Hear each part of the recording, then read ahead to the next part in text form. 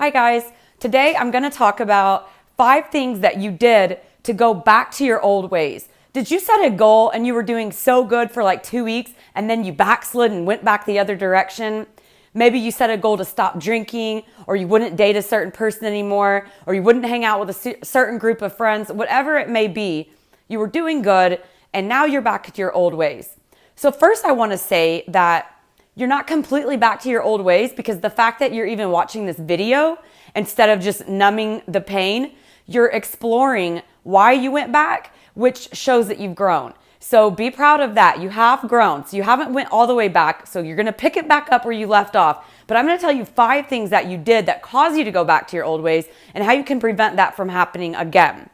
Okay, so the first thing that you forgot to do was you forgot to set intention when you wake up in the morning. One of the most important things to do, I do this every morning, is as soon as I wake up, I meditate and I set my intention for the day. I usually have like usually one big goal and then a couple little goals that I'm going to accomplish that day. And I meditate. When I'm meditating, I see myself accomplishing those goals. If you don't set an intention for what you're going to do, you leave yourself very vulnerable for somebody or something to come in and tempt you, because you're not busy accomplishing your goals. So you really want to make sure to set that intention. There's so many good meditations on YouTube that you can do that are guided to help you with this. Even if you only spend, I recommend like 20 minutes, but if that's hard for you, you can start with 5. But that's just the first thing that you want to do when you get up in the morning, is set your intention for the day and see yourself accomplishing those goals during the time where you normally would get weak. Number 2, the second thing that you forgot to do is you didn't cut off bad people. Now, I shouldn't say bad, I should say bad influences. They're not bad. Everybody's good in their own way. However, when you went through that time period where you were doing really good and you were feeling like I can conquer the world, and you didn't feel like you were going to get weak, during that time period, that's when you need to cut off the bad people, okay? Because if you don't, because they might hit you up during that time period, but you're not really going to be that weak when you're in that strong period. But if you didn't get rid of that bridge for them to you, if they still have access to you and they come around when you get weak, it's going to be really hard to say no. So if you just get rid of that, maybe even tell them, just say, hey, I'm trying to, do this with my life or whatever. I probably won't be around for a while, but don't take it personally. I don't know. Do something when you're in a good state of mind, a strong state of mind, to let those people know that, hey, I don't really want to be bothered right now. And usually if you tell somebody that, they'll leave you alone for indefinitely until you'd say, hey, okay, I'm done, with whatever I was doing. But hopefully you won't go back. And maybe it's family even. And maybe you might say, it might even be like a parent. It might even be a kid.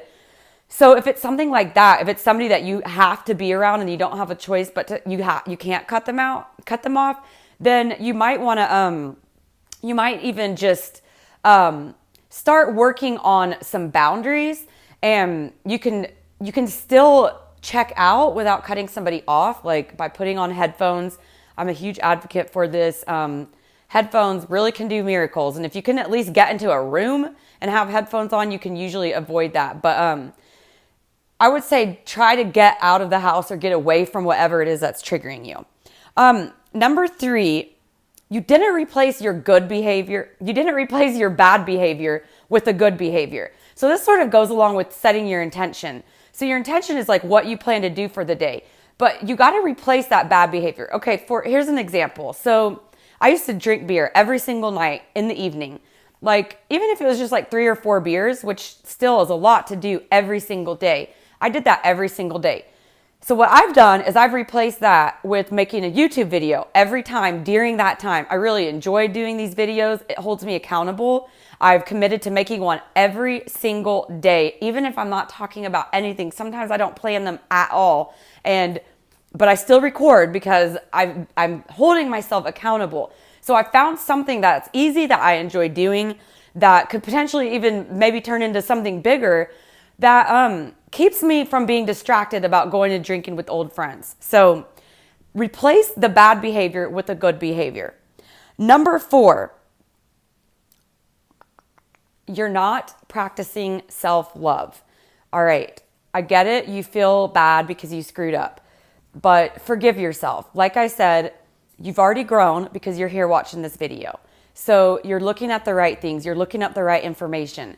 So forgive yourself. Love yourself. You almost got to get so, when you're trying to reach a goal and you're making a change and it's a big change, you almost have to become like weirdly obsessed with yourself. And like I have like become, I heard somebody say like, act like you're dating yourself. And I kind of get it. Like you want to treat yourself. Like how would this person of your dreams, how would you treat them? Treat yourself that way, that you would treat the person of your dreams. You need to love that person more than anybody. Hug yourself even. Sometimes you have to just hug yourself and love yourself.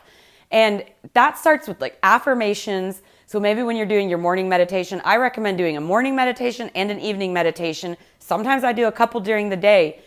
Affirmations. You got to be really careful what kind of music you're listening to and what sort of TV you're letting in. Because if you're trying to fight something and it's an uphill battle, you're going to be very susceptible to triggers. So during that time where you're very susceptible, that's a really good time to reprogram your brain. Say, I am strong. I don't drink. I am healthy. I am whatever it is, fill it in.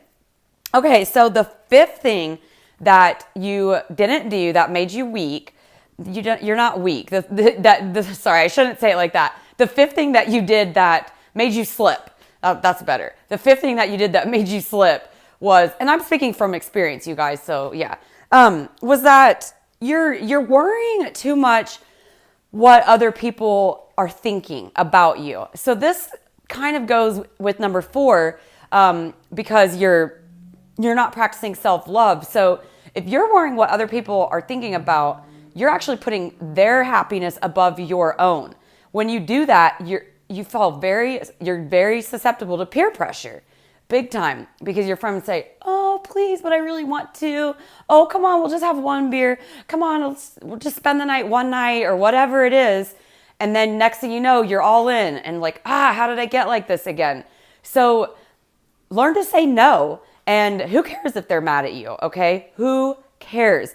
If they're really your friends, they're going to support you. If they're not supporting you and being a positive influence, cut them off. Get rid of them. You're never going to accomplish this goal if you don't have people around you that support you. And if you don't have anybody around you that supports you, be alone. There's nothing wrong with being alone. Learn to love yourself. So anyway, those are the 5 things that I think could really help you stay strong and not fall back into your old behaviors. So if you like this video, please give it a thumbs up, hit the subscribe button, and thank you so much for watching. I'll see you tomorrow. Bye.